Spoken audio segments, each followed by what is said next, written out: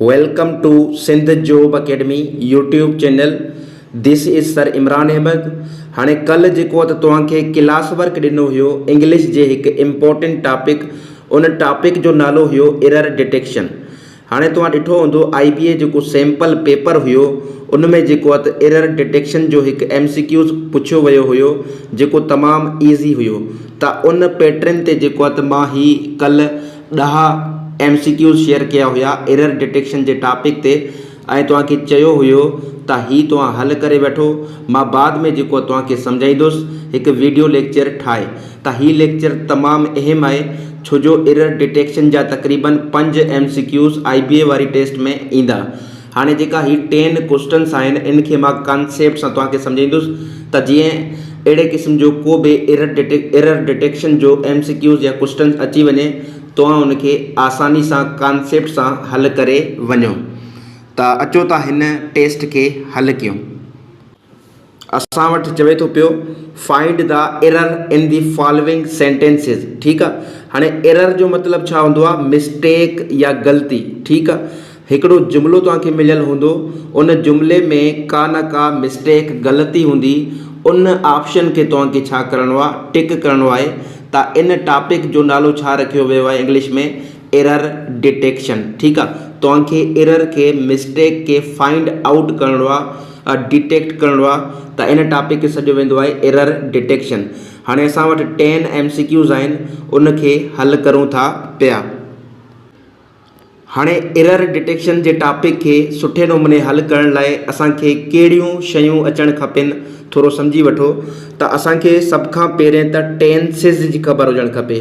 ठीक है, टेंसिस में असांजा जेके हेल्पिंग वर्ब हूंदा आहिनि ऐं उन खां अलावा असांजा जेका मेन वर्ब यूज़ थींदा आहिनि असांखे तमामु घणी इन जी इंफॉर्मेशन हुजण खपे।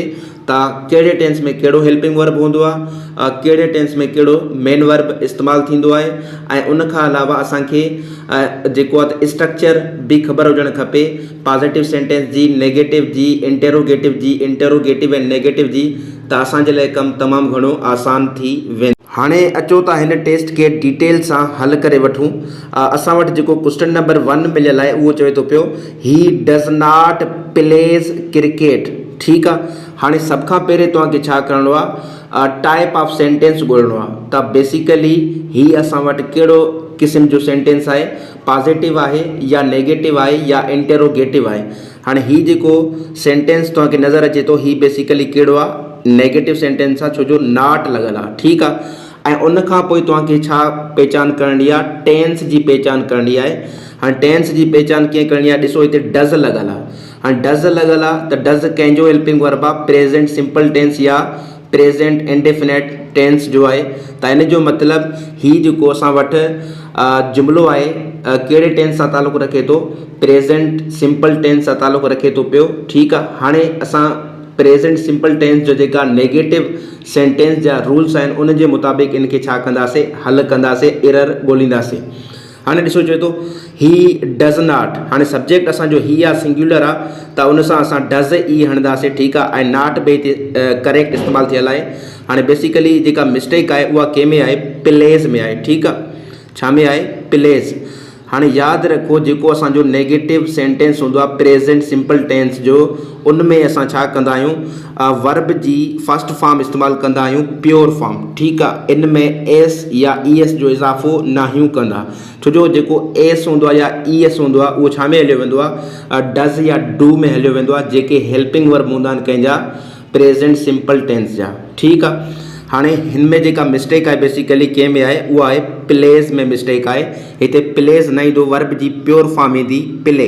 छा ईंदी, प्ले। त जेको करेक्ट सेंटेंस असांजो थी वेंदो छा थी वेंदो, उहो थी वेंदो he does not play cricket. He does not play cricket. हाँ जेकॾहिं पॉजिटिव सेंटेंस हुजे हा पोइ असां प्लेस हणी सघूं था पिया। ठीक आहे, पोइ जुमलो ठहंदो असांजो ही प्लेस क्रिकेट। ही प्लेस क्रिकेट छो जो पॉजिटिव सेंटेंस आहे प्रेजेंट सिंपल टेंस जो, इन में असां वर्ब सां S या ES जो इज़ाफ़ो हणी सघूं था पिया। त उम्मीद आहे त ही तव्हांखे समझ आयो हूंदो। उन खां पोइ क्वेश्चन नंबर 2 असां वटि आहे she did not cooked meal. हाँ तुम पहचान कयो त ही असांजो टेंस कहिड़ो आहे, त डिड लॻल आहे, ठीकु आहे, एज़ अ हेल्पिंग वर्ब। त सम्झी वञो ही कहिड़ो असांजो टेंस आहे, हीअ असांजो पास्ट सिंपल टेंस या खणी चइजे पास्ट इंडेफिनिट टेंस, ठीकु आहे। हाणे ही उनजो कहिड़ो सेंटेंस आहे पास्ट सिंपल टेंस जो, ही बि नेगेटिव सेंटेंस आहे, ॾिसो नॉट लॻल आहे, ठीकु आहे। हाणे यादि रखो जेको असां वटि पास्ट सिंपल टेंस हूंदो आहे, जॾहिं असां उनजो नेगेटिव सेंटेंस ठाहींदा आहियूं त असां जेको आहे त वर्ब जी सेकेंड फॉर्म इस्तेमालु नाहियूं कंदा। हे जेका कुकड आहे इहा वर्ब जी हिते एज़ अ सेकेंड फॉर्म तौरु इस्तेमालु कई वई आहे। यादि रखो असां सिर्फ़ु ऐं सिर्फ़ु पास्ट सिंपल जे पॉजिटिव सेंटेंस में, कंहिंमें V2 फॉर्म सिर्फ़ु उन जे पॉजिटिव सेंटेंस में इस्तेमालु करे सघूं था पिया, लेकिन नेगेटिव जॾहिं असां भणींदासीं, छा भणींदासीं, नेगेटिव मां लिखी छॾियां थो पियो, त असां पोइ छा कंदासीं, V1 फॉर्म इस्तेमालु कंदासीं, वर्ब जी फर्स्ट फॉर्म इस्तेमालु कंदासीं। त जेका मिस्टेक अची वई कंहिंमें अची वई, उहा अची वई कुकड में। छा में अची वई, कुकड में। त हिते कुकड न थींदो, हिते वर्ब जी फर्स्ट फॉर्म असांखे यूज़ करणी आहे, उहा कहिड़ी थींदी असांजी, कुक। छा थींदी, कुक। त इन जे करे बेसिकली जेका मिस्टेक आहे उहा कंहिंमें आहे, उहा मिस्टेक असां वटि आहे कुकड में। त हीअ करेक्ट सेंटेंस कीअं थींदो, she did not cook meal, she did not cook meal. हा, जेकॾहिं पॉजिटिव सेंटेंस हुजे त असां सेकेंड फॉर्म आणे सघूं था पास्ट इंडेफिनिट टेंस में। जीअं तव्हां इन सेंटेंस जो पॉजिटिव सेंटेंस बणायो, शी कुकड मील, हीअ सेंटेंस करेक्ट आहे। उमेद आहे त हीअ बि तव्हांखे सम्झ कॉन्सेप्ट आयो हूंदो। हाणे असां वटि टियों नंबर आहे they are play cricket, they are play cricket. हाणे ॾिसो जेकॾहिं असां हिते छा कयूं, आर आहे, ठीकु आहे, आर खे असां कटे छॾियूं त असां वटि सेंटेंस छा बणिजे थो, दे प्ले क्रिकेट। हाणे हीअ त प्रेज़ेंट सिंपल टेंस ठही वियो, ठीकु आहे, ऐं करेक्ट सेंटेंस बि ठही वियो, लेकिन असांखे हिन सेंटेंस जे कॉन्टेक्स्ट जे मुताबिक़ ॾिसणो आहे। त ॾिसो हिते लॻल आहे they are dash they are play cricket. हाणे आर लॻल आहे, ठीकु आहे, इन जो मतिलबु छा आहे, इज़ एम आर। यादि रखी छॾिजो, इज़ एम आर इहा कंहिंजा हेल्पिंग वर्ब आहिनि, इहा असांजा प्रेज़ेंट कंटिन्यूअस टेंस या प्रेज़ेंट प्रोग्रेसिव टेंस जा हेल्पिंग वर्ब आहिनि। त इन जे करे असां कंटिन्यूअस टेंस में वर्ब जी फर्स्ट फॉर्म इस्तेमालु नाहियूं कंदा। हिते जेको आहे हीअ प्ले फर्स्ट फॉर्म ॾिनल आहे, असां वर्ब जी छा फॉर्म इस्तेमालु कंदा आहियूं, इंग फॉर्म इस्तेमालु कंदा आहियूं, या जंहिंखे फोर्थ फॉर्म ऑफ वर्ब सॼो वेंदो आहे उहा इस्तेमालु कंदा आहियूं। त हिते आर खां पोइ छा अचणु खपे आहे, इंग फॉर्म अचणु खपे आहे। त हीअ थींदो प्लेइंग, छा थींदो, प्लेइंग। त पोइ असांजो सेंटेंस वञी करेक्ट थींदो। इन जे करे जेका मिस्टेक आहे बेसिकली उहा किथे आहे, उहा प्ले में आहे। त इन जे करे जेका एरर आहे उहा प्ले में आहे। उन खां पोइ असां वटि आहे question number 4, he have baked the cake. हाणे अहिड़े क़िस्म जो IBA सैम्पल पेपर में पुछियो वियो हो, तमामु ईज़ी आहे, he have baked the cake. हाणे ही कहिड़ो टेंस आहे असांजो, ही असांजो प्रेज़ेंट परफेक्ट टेंस आहे, ठीकु आहे। हाणे हिते जेका बेसिकली मिस्टेक आहे उहा आहे हैव में। हाणे छो जो हैव असां इस्तेमालु कंदा आहियूं सब्जेक्ट आई सां, यू सां, वी सां, या असांजा टू नेम्स हुजनि उन सां इस्तेमालु कंदासीं। हाणे हीअ असांजो छा आहे, सिंगुलर आहे, त हीअ सां असां छा इस्तेमालु कंदा आहियूं, हेल्पिंग वर्ब हैज़ इस्तेमालु कंदा आहियूं। त इन जे करे जेका मिस्टेक आहे उहा किथे आहे, उहा मिस्टेक आहे हैव में। त करेक्ट सेंटेंस कीअं थींदो, he has baked the cake, he has baked the cake. जेका मिस्टेक आहे उहा हैव में आहे। उन खां पोइ असां वटि क्वेश्चन नंबर 5 आहे, they have been playing cricket since 4 hours। हाणे बेसिकली हिते मिस्टेक किथे आहे, त बेसिकली हिते जेका मिस्टेक आहे उहा आहे सिंस में, ठीकु आहे। हाणे सिंस ऐं फार हीअ सम्झी छॾियो, इहा काफ़ी दफ़ा इन जा एरर पुछा वेंदा आहिनि, ठीकु आहे। सिंस ऐं फार जो कॉन्सेप्ट, सिंस जेको असां इस्तेमालु कंदा आहियूं पॉइंट ऑफ टाइम लाइ, ठीकु आहे, यानी कि जेको एक्शन आहे उहो एग्ज़ैक्टली कहिड़े वक़्त खां स्टार्ट थियो, शुरू थियो। ऐं जेको फार आहे, ठीकु आहे, इहो असां इस्तेमालु कंदा आहियूं पीरियड ऑफ टाइम, मतिलबु कि कंहिं बि कम जो जेको दोहिराणियो हूंदो आहे उन जे लाइ इस्तेमालु कंदा आहियूं। हाणे ॾिसो हिते असां वटि जेका मिस्टेक आहे कंहिंमें आहे, सेंस में। छो जो 4 hours असांखे चए थो पियो, त 4 hours, ठीकु आहे, 4 घंटा हिकु दोहिराणियो आहे, त उहे 4 घंटनि खां क्रिकेट खेॾी रहिया आहिनि, ठीकु आहे। हिकु पीरियड ऑफ टाइम आहे, त पीरियड ऑफ टाइम सां असां छा इस्तेमालु कंदासीं, हिते फार सेंस इस्तेमालु न कंदासीं। त सिंस में हिते मिस्टेक आहे, they have been playing cricket for 4 hours, ही करेक्ट आहे। उन खां पोइ असां वटि 6 नंबर आहे, शी इज़ जीलियस विथ हिज success. She is zealous with हिज सक्सेस। हाणे हिते जेका मिस्टेक आहे उहा आहे प्रीपोजिशन विथ जी, ठीकु आहे, छो जो तव्हांखे ॿुधाए चुको आहियां जेको जीलियस आहे उहा हमेशह पाण सां गॾु फिक्स्ड प्रीपोजिशन ऑफ खणंदो आहे, इन जे करे जेको आहे हिते मिस्टेक विथ जी आहे।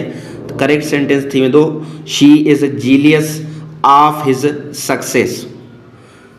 उन खां पोइ क्वेश्चन नंबर 7 असां वटि चवे थो पियो, he had gone to the market 3 hours ago.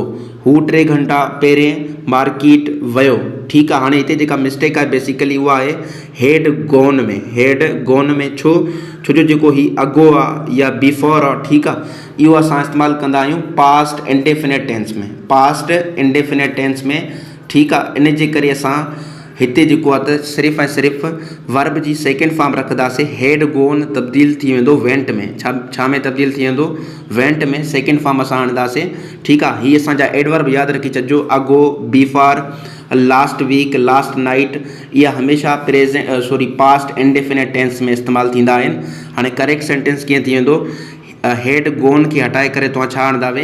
Went आणंदावे, verb ji second form, छो जो पास्ट इंडेफिनिट टेंस जो हिते यूज़ आहे।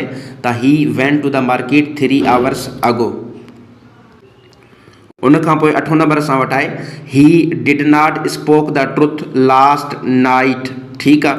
हाणे डिड नॉट अची वियो, पास्ट इंडेफिनिट टेंस आहे। उन खां पोइ तव्हांखे नेगेटिव सेंटेंस बि नज़र अचे थो पियो, त तव्हां छा कंदावे? वर्ब जी सेकेंड फॉर्म न हणंदावे बल्कि फर्स्ट फॉर्म हणंदावे। ही सेकेंड फॉर्म लॻल आहे हिते, तव्हां छा कंदावे? इन जी फर्स्ट फॉर्म इस्तेमालु कंदावे स्पीक, ठीकु आहे। Speak, spoke, spoken. त हिते ही करेक्ट सेंटेंस थी वेंदो, he did not speak the truth last night. उन खां पोइ 9 नंबर MCQs आहे, sir Imran have taught us very well for IBA exams. हाणे हिते जेका मिस्टेक आहे उहा किथे आहे? हैव में आहे। सर इमरान जेको आहे सिंगुलर आहे, त असां छा इस्तेमालु कंदासीं? हैज़ इस्तेमालु कंदासीं, हैव इस्तेमालु न कंदासीं। त करेक्ट सेंटेंस छा थी वेंदो? Sir Imran has taught us very well for IBA exams. उन खां पोइ 10th नंबर आहे, Fayaz is a most intelligent student in Sindh job academy. हाणे जेको फयाज़ आहे, ठीकु आहे, उहो जेको आहे त सिंध जॉब अकेडमी में सभ खां वधीक ज़हीन तरीन शागिर्द या स्टूडेंट आहे। हाणे ॾिसो तव्हांखे ही नज़र अचे थो पियो मोस्ट इंटेलिजेंट। हाणे जेको ही मोस्ट इंटेलिजेंट आहे बेसिकली ही सुपरलेटिव डिग्री आहे। कहिड़ी डिग्री आहे? सुपरलेटिव डिग्री, यानी कि SD आहे। सुपरलेटिव डिग्री सां खां पहिरें हमेशह असां छा इस्तेमालु कंदा आहियूं? आर्टिकल A इस्तेमालु न आहियूं कंदा, बल्कि आर्टिकल द इस्तेमालु कंदा आहियूं। त इन जे करे जेका मिस्टेक आहे उहा आर्टिकल A में आहे। हिते आर्टिकल A इस्तेमालु न थींदो, बल्कि आर्टिकल द इस्तेमालु थींदो। त उमेद आहे त हीउ कॉन्सेप्ट तव्हांखे सम्झ आयो हूंदो, ऐं लाज़मी कमेंट कंदा ऐं हिन चैनल खे शेयर कंदा। मुंहिंजो मक़सदु इहो आहे त हिन चैनल खे हर जॻह ते असां प्रोमोट कयूं, त जीअं सिंध जो हर ग़रीब ॿार मुफ़्त में पढ़ी सघे ऐं पेड क्लासिस खां बची सघे। तव्हांखे मां इहा रिक्वेस्ट थो कयां, महिरबानी करे जेतिरो थी सघे पंहिंजे दोस्तनि सां या जेके बि तव्हांजा क़रीबी आहिनि उन्हनि सां शेयर कयो ही चैनल। इनशाला उन्हनि खे वधीक फ़ाइदो थींदो। शुक्रिया।